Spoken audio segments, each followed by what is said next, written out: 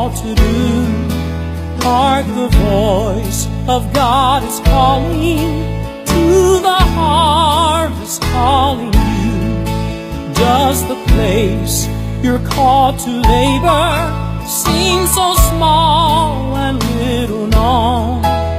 It is great if God is in it, and He'll not forget His own. Little is much when God is in it.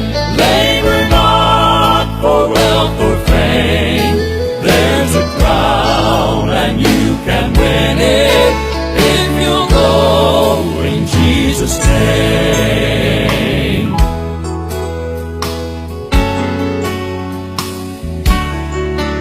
When the conflict here is ended and our race on earth is run, He will say, if we are faithful, welcome